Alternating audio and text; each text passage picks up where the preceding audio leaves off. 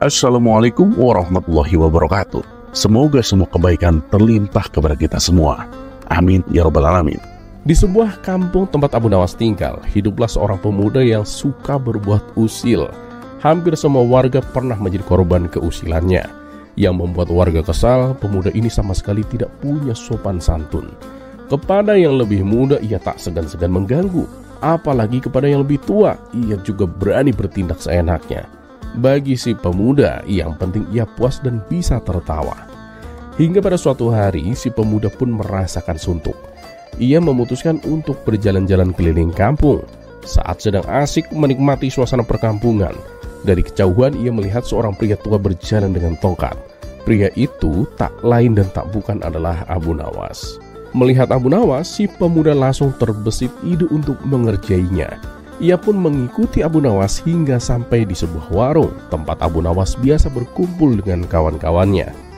Abu Nawas duduk santai bersama teman-temannya, sementara si pemuda menghampiri dengan wajah penuh rencana usil. "Kek, saya perhatikan kakek ini jalannya lambat. Padahal kakek kan udah pakai tongkat," ujar si pemuda tanpa basa-basi. Kedatangan si pemuda yang tiba-tiba dan ucapannya yang kurang sopan membuat Abu Nawas sedikit terkejut. Namun dengan tenang Abu Nawas menjawab, "Saya ini kan udah tua, wajar kalau jalannya lambat. Beda dengan kamu yang masih muda." Iya sih kek. Nah, karena kakek ini sudah terlihat sangat tua, kira-kira kapan kakek mati?" tanya si pemuda sambil tersenyum lebar. Ucapan itu membuat orang-orang di warung tersentak, termasuk Abu Nawas. Tapi dengan tenang Abu Nawas bertanya, "Maaf anak muda, bisa kamu jelaskan maksud pertanyaanmu tadi?" Si pemuda pun menjawab sambil tertawa, "Begini kek, kalau kakek mati nanti saya mau titip surat buat ayah saya. Ayah saya itu sudah mati beberapa tahun yang lalu kek." Mendengar ucapan itu Abu Nawas pun merasa kesal. Namun ia tahu jika ia marah si pemuda justru akan merasa puas karena berhasil mengerjainya. Dengan senyuman penuh makna Abu Nawas pun menjawab, "Terima kasih atas kepercayaanmu anak muda. Tapi mohon maaf, saya tidak bisa memenuhi permintaanmu." "Loh kenapa kek? Apakah kakek keberatan? Tenang aja kek, suratnya nanti saya selipkan di kain kafan kakek kok," balas si pemuda masih mencoba meledek. "Bukan itu masalahnya," jawab Abu Nawas dengan tenang. "Kalau nanti saya mati, saya tidak tahu arah jalan menuju neraka jahanam. Tapi jangan khawatir, saya punya solusi. Lebih baik kamu pergi ke Mesir, surat untuk ayahmu bisa kamu titipkan kepada Fir'aun. Dia pasti tahu alamatnya." Spontan, ucapan Abu Nawas membuat semua orang di warung tertawa terbahak-bahak. Mereka tidak bisa menahan gelak tawa hingga perut mereka terasa sakit. Sementara itu wajah si pemuda mendadak pucat dan menahan malu. Tanpa berkata apa-apa lagi, ia langsung pergi meninggalkan warung dengan langkah yang gontai.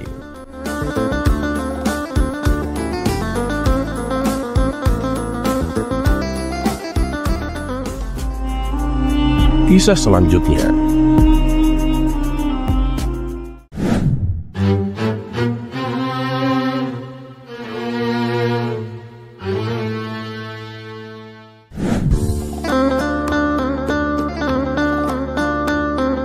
Pada suatu hari, Baginda Raja memanggil Abu Nawas ke istana. Dengan senyuman yang penuh dengan teka-teki, Baginda Raja yang terkenal gemar menguji kecerdasan Abu Nawas berkata, "Hei Abu Nawas, aku punya pertanyaan yang tak bisa dijawab oleh siapapun di kerajaanku.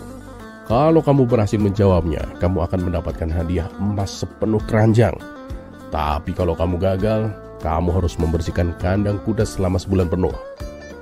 Abu Nawas pun tersenyum tipis. Dia tahu pertanyaan Baginda Raja pasti rumit dan menjebak, tetapi ia tidak gentar. "Siap Paduka, apakah pertanyaan itu Paduka?" tanyanya dengan tenang. Baginda Raja mendekatkan tubuhnya, menatap Abu Nawas, lalu berkata, "Apa yang lebih jahat daripada setan dan iblis?" Pertanyaan itu membuat Abu Nawas terdiam sejenak. Ia tahu bahwa jawaban sembarangan tidak akan diterima oleh Baginda Raja. Maka ia pun berkata, "Paduka yang mulia, pertanyaan ini sangat besar dan membutuhkan pemikiran yang mendalam. Mohon beri hamba waktu 3 hari untuk mencari jawabannya Paduka."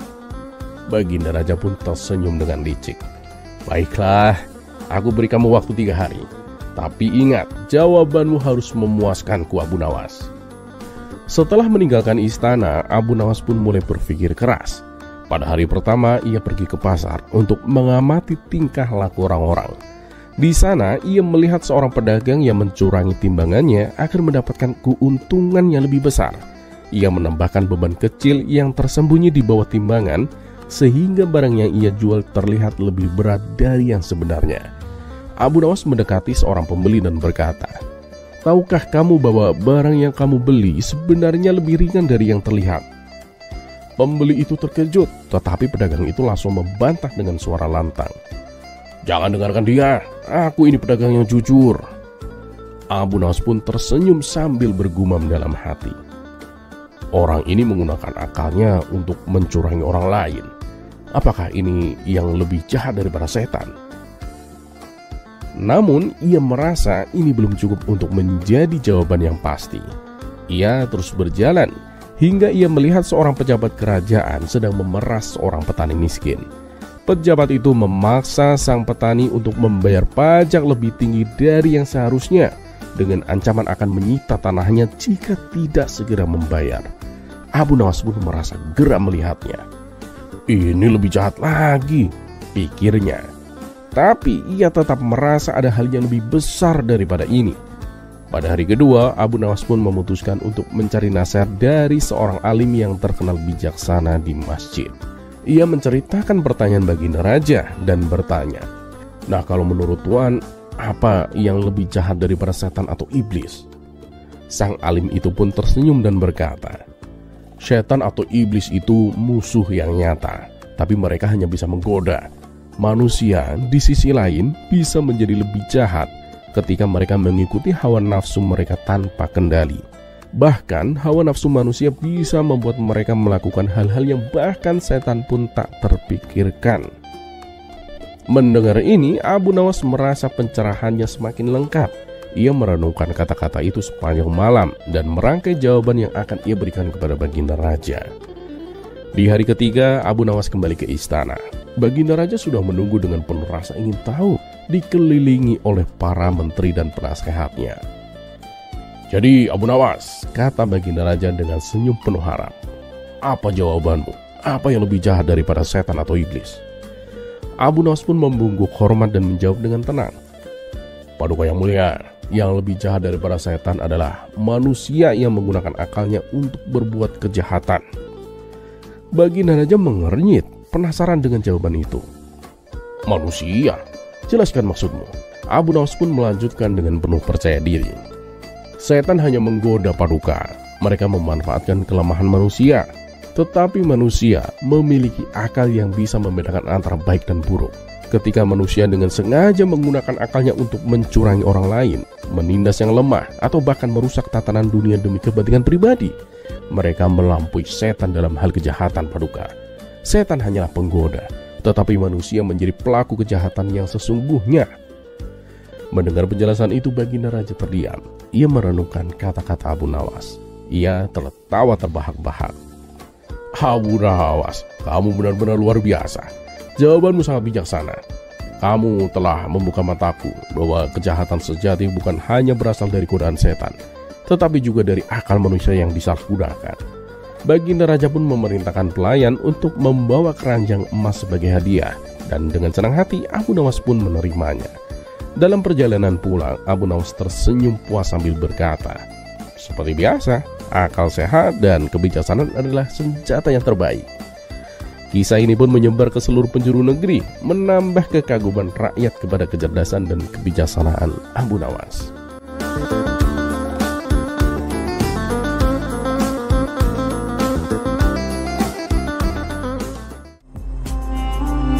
Kisah selanjutnya.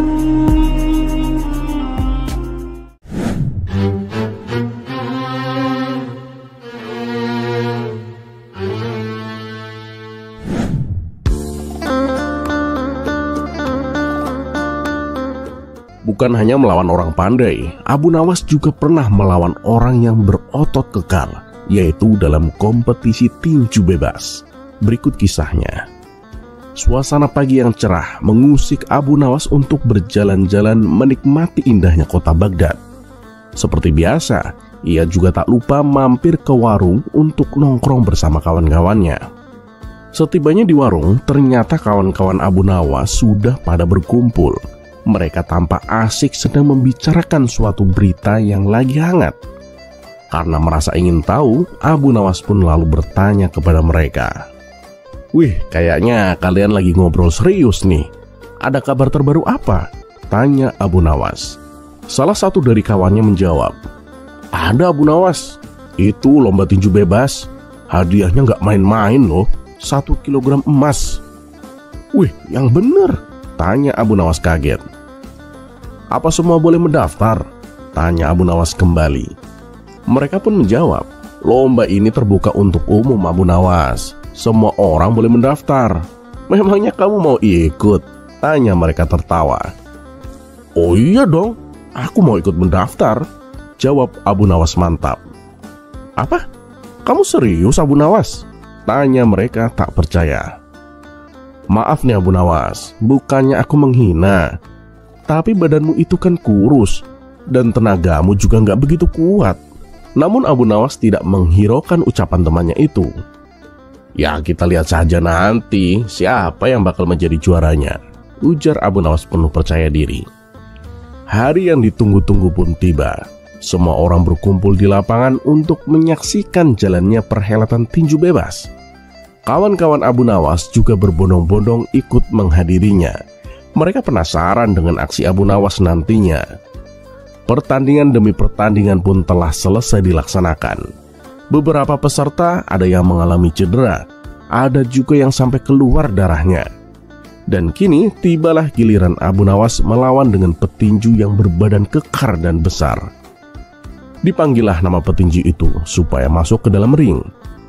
Ia pun masuk dengan gagahnya sambil mengepalkan tangannya, seolah-olah tak sabar ingin menghajar Abu Nawas. "Gila, badannya gede banget," ujar kawan Abu Nawas. "Ini mas kali tonjok bisa mati Abu Nawas," sahut kawan lainnya. Namun ketika Abu Nawas dipanggil, Abu Nawas sama sekali tidak menampakkan dirinya. Setelah ditunggu beberapa menit, Abu Nawas masih saja belum kelihatan. Maka dengan terpaksa pertandingan pun ditunda. Bukan main geramnya petinju itu. Baginya ini merupakan pelecehan. "Mana Abu Nawas? Mana Abu Nawas?" teriaknya penuh emosi. "Ada yang tahu di mana rumahnya? Aku akan menyeret paksa dia kemari," sambungnya. Beberapa orang lalu menunjukkan di mana alamat rumah Abu Nawas.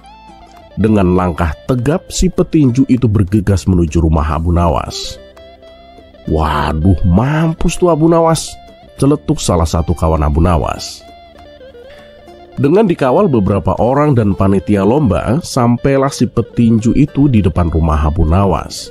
Saking emosinya, si petinju langsung mendobrak pintu rumah Abu Nawas dengan sekali pukul. Akan tetapi saat dia mulai memasuki rumah Abu Nawas, ia tidak mendapati seorang pun di situ. Ia malah dikejutkan oleh sesuatu yang membuatnya sangat kaget. Badannya mendadak langsung gemetaran. Pasalnya ia melihat terpampang celana pendek untuk tinju, tapi dengan ukuran yang sangat besar. Kontan saja sang petinju tadi, nyalinya langsung menciut. "Mati aku, ternyata yang bernama Abu Nawas tubuhnya besar sekali. Celana pendeknya saja segitu, bagaimana orangnya?" pikir si petinju itu. Dengan langkah gemetaran, si petinju lalu keluar dari rumah Abu Nawas dan menemui panitia lomba. "Aku nggak mau meneruskan pertandingan ini. Aku mengundurkan diri," ucap si petinju tersebut. Akibat dari kecerdikan Abu Nawas ini, ia pun menjadi pemenangnya tanpa harus bertanding. Abu Nawas pun akhirnya mendapatkan hadiah 1 kilogram emas.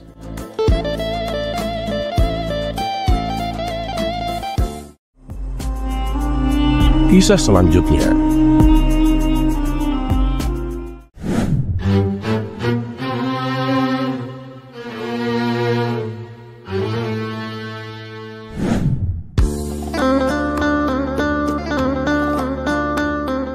Menjadi orang yang mendapatkan amanat memang suatu penghargaan tersendiri, bahwa kita termasuk orang yang dipercaya. Tapi di samping itu, tanggung jawab kepada amanat juga sangat besar. Jangan sampai membuat kecewa kepada si pemberi amanat, apalagi mengkhianatinya.